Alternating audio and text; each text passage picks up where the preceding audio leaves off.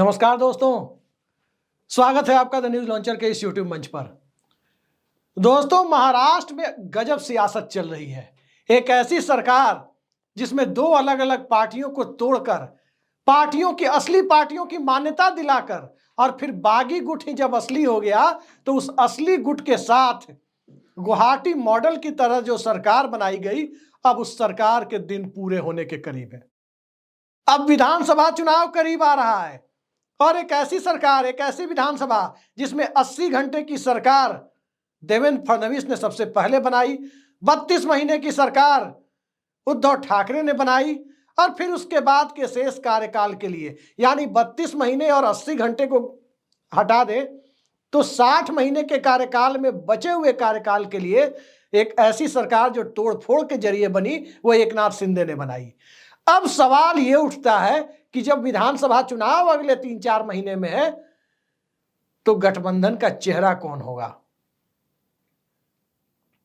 जो गठबंधन का चेहरा होगा वही नेता होगा, उसी के नेतृत्व में चुनाव लड़ा जाएगा। भारतीय जनता पार्टी और उसके नेता देवेंद्र फडणवीस, 2 बार के मुख्यमंत्री जिनका प्रमोशन होने की बजाय डिमोशन हो गया, वो मुख्यमंत्री के बाद उप मुख्यमंत्री बन गए, सीएम के बाद डिप्टी सीएम बन गए और भाजपा के लोगों की अपना सीएम देखने की चाहत धरी की धरी रह गई।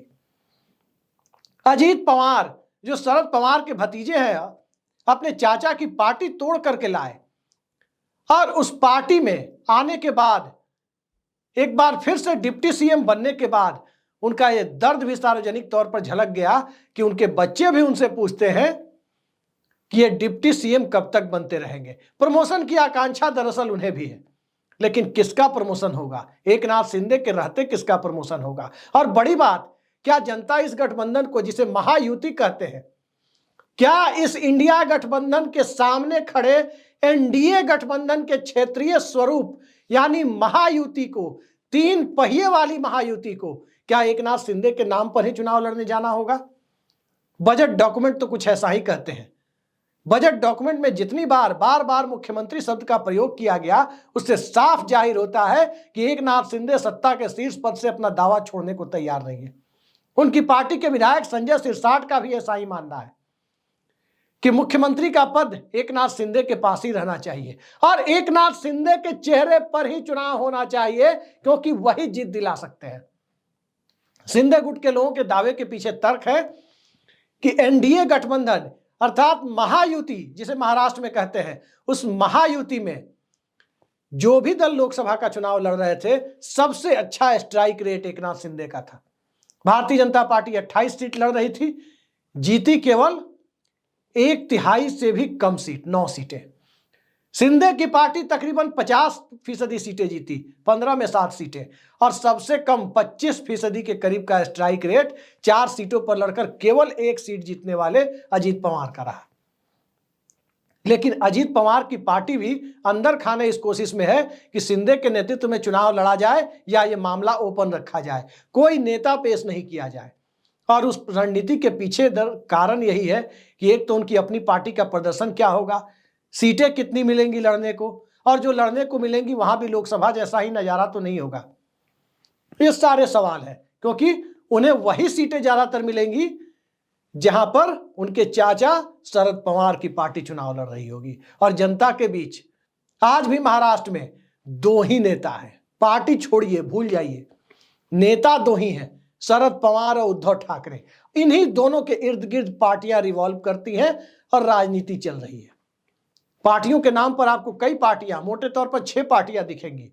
एनसीपी के 2 गुट, शिवसेना के 2 गुट, कांग्रेस पार्टी, भारतीय जनता पार्टी।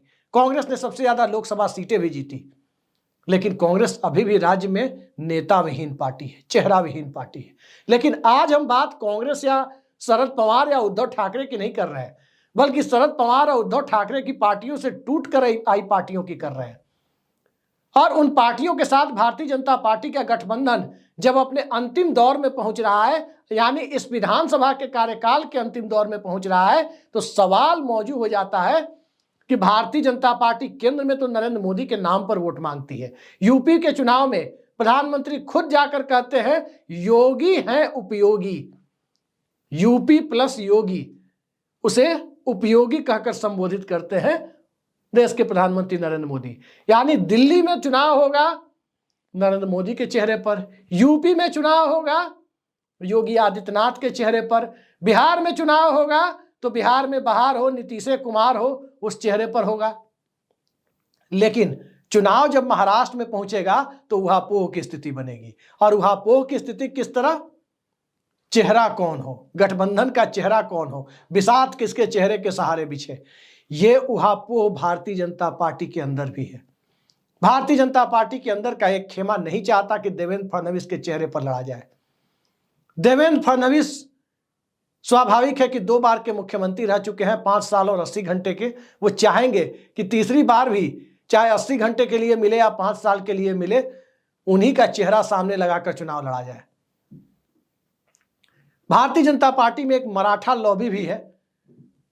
हालांकि मराठा वोटर आमतौर पर शरद पवार की पार्टी के साथ है, कुछ हद तक कांग्रेस पार्टी और उद्धव ठाकरे की पार्टियों के साथ है। लेकिन जो मराठी वोटर है, जो मराठी भाषी वोटर है, उन मराठी भाषी वोटरों में सबसे बड़ा ग्लैमर मराठा समुदाय के बाहर के भी जो मराठी भाषी लोग हैं, उनकी जाति, समुदाय, धर्म कोई भी हो, उनमें सबसे बड़ा ग्लैमर उद्धव ठाकरे का है। और उस ग्लैमर को कम करने के लिए एकनाथ शिंदे की शिवसेना जो 7 सीटें जीत कर आई है, वो अपने आप को सत्ता के सबसे बड़े दावेदार के तौर पर कम से कम महायुति के अंदर तो देख ही रही है। ये बात और है कि जनता उन्हें देख रही है या नहीं देख रही है।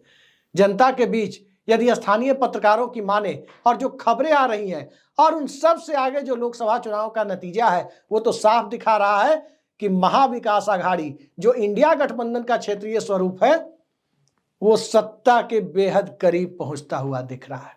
लेकिन कहते हैं कि युद्ध में, क्रिकेट में और सियासत में जब तक आखिरी बॉल नहीं फेंक दी जाए, आखिरी बाजी नहीं चल दी जाए, आखिरी दौर का मतदान न हो जाए, तब तक नतीजे के बारे में मुतमईन होकर कुछ नहीं कहा जा सकता। यहां तो एग्जिट पोल भी फेल होते रहे। लेकिन एग्जिट पोल फेल हो या पास हो, महाविकास आघाड़ी के अंदर जो चल रहा है उसके पीछे कई सारे कारण हैं। एक कारण मराठा आरक्षण को लेकर जो बिसात बिछी हुई है। एकनाथ शिंदे को लग रहा है कि वो मराठा है, मुख्यमंत्री हैं, तो उनके मुख्यमंत्री के चेहरे पर हो सकता है कि मराठा वोटर रीझ जाए और अंततः शरद पवार और उद्धव ठाकरे को छोड़कर उनके साथ आ जाए। हालांकि गुंजाइश कम दिखती है, लेकिन सत्ता में जो नेता बैठे होते हैं वो उम्मीद तो पालते ही हैं। उम्मीद पर ही दुनिया कायम है, कायम भी रहनी चाहिए। एकनाथ शिंदे भी उम्मीद पाल सकते हैं। अजीत पवार को लगता है कि यदि ये क्वेश्चन ओपन एंडेड छोड़ दिया जाए, यानी कोई चेहरा घोषित ना किया जाए, तो लॉटरी हंग असेंबली की स्थिति में उनकी भी लग सकती है। भाजपा के दूसरे नेताओं को लगता है कि देवेंद्र फडणवीस का नाम आगे करने से मराठा वोटर बिदक सकते हैं। देवेंद्र फडणवीस को लगता है कि गैर मराठे वर्ग की एकता वो अपने नाम पर करा सकते हैं। और भाजपा के शीर्ष नेतृत्व को लगता है कि देवेंद्र फडणवीस को यदि एक बार फिर मौका दिया गया तो नरेंद्र के बाद देवेंद्र की स्थिति तो पैदा नहीं करेंगे वो। ये तमाम सवाल एक ऐसे दौर में है जिस दौर में भारतीय जनता पार्टी के शीर्ष पर गुजरात से आने वाले लोग हावी हैं और महाराष्ट्र के कई प्रोजेक्ट उठाकर गुजरात ले जाने का आरोप भाजपा के शीर्ष नेतृत्व पर और दिल्ली की सत्ता में बैठे हुए लोगों पर लगता है। शायद यही वो कारण था कि गुवाहाटी मॉडल के बाद जब सभी उम्मीद कर रहे थे कि सरकार तो देवेंद्र फडणवीस के नेतृत्व में बनेगी, अचानक वो सरकार एकनाथ शिंदे के नेतृत्व में बनाने का फरमान जारी होता है और उस फरमान के बाद बड़ी मुश्किल से देवेंद्र फडणवीस को डिप्टी सीएम बनने के लिए तैयार किया जाता है। एक तरफ नागपुर आरएसएस की भूमिका, दूसरी तरफ दिल्ली भाजपा के शीर्ष नेतृत्व की भूमिका, तीसरी तरफ मुंबई और मराठा लॉबी उसकी भूमिका। लेकिन बीजेपी हर जगह डोमिनेंट कम्युनिटी को किनारे कर राजनीति करना चाहती है। महाराष्ट्र में भी सबसे पहले 2014 में यही किया जब देवेंद्र फडणवीस को चीफ मिनिस्टर बनाया। लेकिन उद्धव ठाकरे के मुख्यमंत्री बनने के बाद और उनके द्वारा सत्ता चलाए जाने को लेकर एक सकारात्मक प्रतिक्रिया यहां तक कि अल्पसंख्यकों में भी देखने के बाद भाजपा को यह लगने लगा कि देवेंद्र फडणवीस के चेहरे से काम नहीं चलेगा। तो देवेंद्र फडणवीस के चेहरे से काम नहीं चलेगा तो मराठा चेहरा ही लाना होगा और वो मराठा चेहरा शिंदे का लाया गया।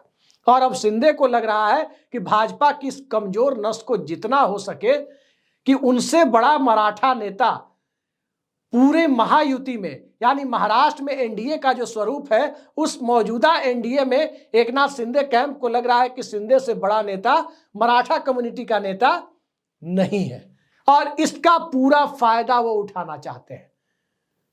दिल्ली में स्थिति अजीब है, भारतीय जनता पार्टी की स्थिति अजीब है। उन्हें लग रहा है कि आखिर सहयोगी दलों को हम कहां कहां मुख्यमंत्री पद देते चले। एक तरफ नीतीश कुमार बिहार में बैठ गए हैं, दूसरी तरफ शिंदे बैठे हुए हैं, और आगे भी चाहते हैं कि अगर सत्ता मिल जाए तो आगे भी बैठे रहें। भारतीय जनता पार्टी को यह लग रहा है कि देवेंद्र फडणवीस के चेहरे पर तो बीजेपी 50 के आंकड़े को भी शायद ना छू पाए, और कोई मराठा चेहरा शरद पवार और उद्धव ठाकरे की आंधी के सामने टिक नहीं सकता। तो करें तो क्या करें? शिंदे को नाराज कर नहीं सकते, क्योंकि रही सही कसर भी भारतीय जनता पार्टी की वो पूरी हो जाएगी। और इसी परिस्थिति का फायदा उठाकर अपने चेहरे पर चुनाव लड़ाने की कोशिश एकनाथ शिंदे और उनकी शिवसेना कर रही है। चुनाव चिन्ह के मामले में जनता तक चुनाव चिन्ह को उस ढंग से नहीं पहुंचा पाया उद्धव ठाकरे, जिस ढंग से शरद पवार ने अपनी पार्टी के चुनाव चिन्ह को पहुंचा दिया नई पार्टी के। नतीजा मराठा वोटर के बीच वो पहुंच गया, उनके वोटर्स तक पहुंच गया। शिंदे गुट की तुलना में अजीत पवार गुट की इस लोकसभा चुनाव में दुर्दशा हो गई, लेकिन शिंदे गुट की नाक बच गई। मामला वही चुनाव चिन्ह और कुछ जगहों पर टिकट बंटवारे में उद्धव ठाकरे के द्वारा की गई गलती, जिससे कि कुछ सीटों का फायदा हो गया शिंदे गुट को। और शिंदे गुट उसे लगता है कि जैसे 7 सीटें जीतकर वो दिल्ली पहुंच गए, दिल्ली में 7 सीटें लेकर आ गए, विधानसभा में भी उन्हें ठीक ठाक सीटें मिलेंगी। लेकिन मुख्यमंत्री पद पर भारतीय जनता पार्टी भी अभी खुलकर कहने की स्थिति में नहीं है कि वो समर्थन करेगी एकनाथ शिंदे के इस दावे का। बीजेपी के लोगों के जो नाम नहीं छापने की, नाम उजागर नहीं करने की शर्त पर बात करते हैं, वो ये कहते हैं कि सबसे ज्यादा सीटें तो भाजपा लड़ेगी। 160 के करीब सीटों पर उनका दावा है कि बीजेपी लड़ेगी, तो सबसे ज्यादा विधायक गठबंधन में उनके चुन के आएंगे, तो गठबंधन का नेतृत्व तो बीजेपी करे। शिंदे गुट का दावा है कि वो 100 सीट कम से कम लड़े और लोकसभा की तरह सबसे ज्यादा बेहतर स्ट्राइक रेट के साथ गठबंधन के अंदर की बड़ी पार्टी वो बने। अजीत पवार के गुट का भी दावा है कि 80-90 सीटें वो लड़े, और 160, 100 और 80-90 की बात करें तो 350 का आंकड़ा पार हो जाता है, जबकि विधानसभा में सीटों की संख्या 288 ही है। तो कहीं ना कहीं भाजपा को भी अपनी डिमांड से पीछे हटना होगा, शिंदे गुट को भी अपनी डिमांड से पीछे हटना होगा, और अजीत पवार के गुट के एनसीपी को भी अपनी डिमांड से पीछे हटना होगा। तब जाकर गठबंधन के 288 के अंदर समायोजित करने की नौबत आएगी, उसमें एडजस्टमेंट बन पाएगा। लेकिन उस एडजस्टमेंट में स्वाभाविक है स्ट्राइक रेट बेहतर करने लायक दावेदारी रखने की कोशिश अजीत पवार भी करेंगे तो शिंदे भी करेंगे। और चूंकि जनमानस के बीच सबसे ज्यादा कोपभाजन बीजेपी को बनना पड़ रहा है, जनता के निशाने पर बीजेपी आ रही है, क्योंकि गुवाहाटी मॉडल की स्क्रिप्ट लिखने का दोष, पूरा दोषारोपण जनता बीजेपी के ऊपर कर रही है। तो एक तरफ बीजेपी कैलकुलेटेड रिस्क ले रही है कि शिंदे गुट के दावे का खुलकर प्रतिकार नहीं कर रही है, दूसरी तरफ बीजेपी इस स्थिति में है कि पानी में जब तक मछली है तब तक मछली की पीस को फ्राई करके किसकी थाली में कौन सा पीस जाएगा वो देखने की कोशिश ना की जाए, क्योंकि बीजेपी को भी जमीनी हालात पता है। लेकिन इन सब के बीच सहयोगी दल जब दबाव में हो और जो सरकार चला रहा हो, और किसी न किसी वजह से अंतिम चुनाव में, यानी जो लोकसभा चुनाव हुआ है, उसमें सरकार का नेतृत्व कर रहा दल अपने सहयोगियों की तुलना में बेहतर परफॉर्म करके सामने आया हो, तो दावेदारी तो वो करेगा ही, क्योंकि उसकी दावेदारी पर ही उसके समर्थक उसके साथ टिके रहे, उद्धव ठाकरे के गुट में न चले जाएं, ये भी बहुत कुछ निर्भर करता है। तो एक सियासत इसमें यह भी है कि शिंदे गुट में भगदड़ मचने से भी बचाया जाए, क्योंकि जनता के बीच विधायक जो गुवाहाटी गए थे, विधायक जो अजीत पवार के साथ गए थे, वो कैसे जा पा रहे हैं, उन विधायकों से बातचीत करने पर सारी तस्वीर साफ हो जाती है। ईडी कृपा से बनी हुई सरकार, अब जनता की कृपा से जब सरकार बनने की बात आ रही है, तो वहां कौन शिंदे और कौन फडणवीस और कौन अजीत पवार, कौन उद्धव ठाकरे और कौन शरद पवार, कौन नाना पटोले, वहां सिर्फ और सिर्फ 2.5 सालों के दरमियान जो हुआ, गुवाहाटी में जो हुआ, और उसके बाद की परिस्थितियों में जिस तरह से एक सहानुभूति लहर पैदा हुई, उस सहानुभूति लहर ने ही काफी हद तक माहौल को भारतीय जनता पार्टी के एनडीए गठबंधन यानी महायुति के खिलाफ खड़ा कर दिया है। और माहौल खिलाफ हो, जब माहौल खिलाफ हो तो दावेदारी यदि कोई कर रहा है तो दूसरे सहयोगी मसलन भाजपा या अजीत पवार गुट भला खुलकर उस दावेदारी के विरोध में क्यों आए, क्योंकि जनमत की हकीकत तो उन्हें भी पता है और 3 महीने बाद जनता को भी पता चल जाने दीजिए होता क्या है आखिर। आज के लिए इतना ही, नमस्कार।